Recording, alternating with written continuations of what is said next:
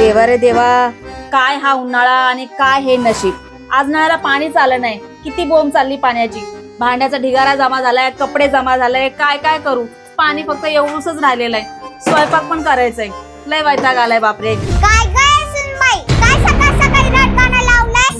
नळाला एक दिवस पाणी नाही आलं तर आभाळ कोसळलं का? आजी तुम्हाला काय त्याचं, 2 दिवसातून पाणी एकदा येत आहे, तेही एवढं स्लो.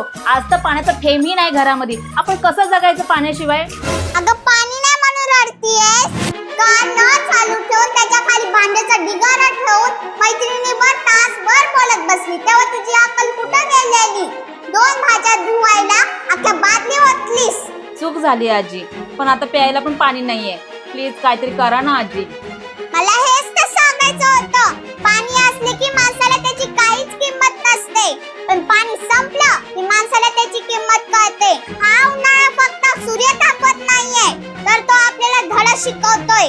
निसर्गाने पाणी कपात केली की आपली अवस्था कशी बिकट होते.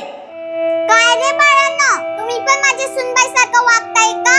पाणी असलं की गाड्या धुवायचं, अंगण धुवायचं, नको तिथं पाणी वाया घालवायचं आणि उन्हाळ्यात पाण्यासाठी वणवण करायचं.